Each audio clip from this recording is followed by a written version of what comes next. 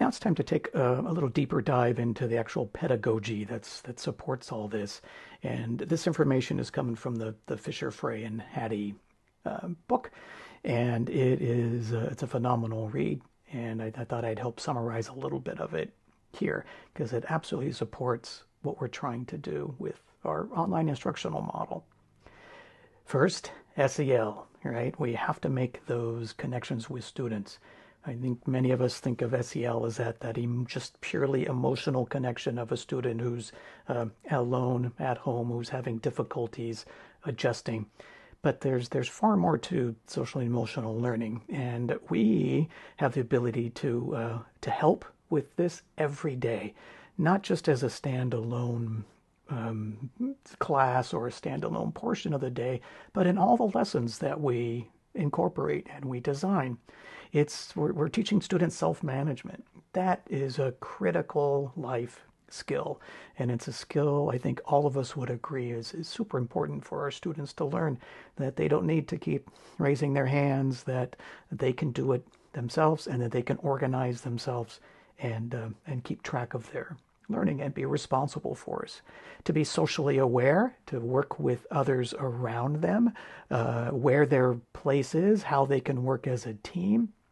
That fits perfectly into our online model. So does building relationship skills.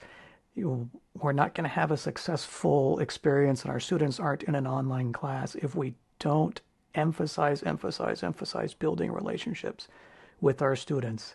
And it may take a considerable amount of time there since it's kind of virtual at the beginning, but we must invest that in building those relationship skills with our kids.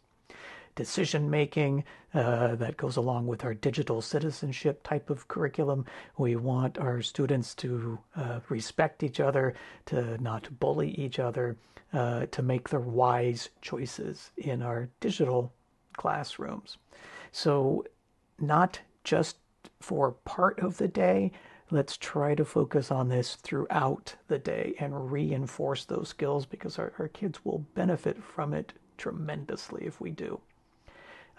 Clarity. You can't get through a Hattie book without talking about clarity and that success criteria, knowing what it is we want from students by the end of that lesson, that unit.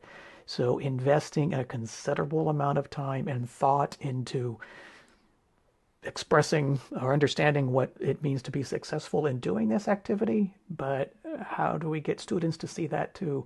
And how do we get it to be up front so that they know what to expect from us and from themselves? We saw this on the earlier slides. Kids in control of their learning, moving away from us just pushing it out to them self-organizing, taking charge of the lesson. The sooner we can get to that point, the more learning is going to occur. Diversity of instruction. I'm going to share with you some tools here at the end that we can all benefit from. But we've got to be careful not to rely on just one. If kids are seeing Nearpod lessons day in, day out, or at the middle school every single period, they're going to get bored of it and they're going to stop responding. So diversity of instruction. The pacing has to be right, and we certainly want continuity, but be careful with over-relying on one methodology. Be more diverse.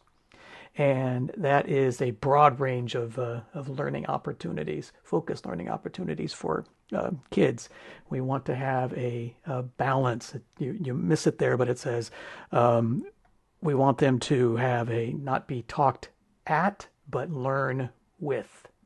Not talked at, but learn with. So get our kids to be able to work together, to learn from each other. That's the goal that I think we can all agree, but the data and the research from Fisher, Frey, and Hattie also support this.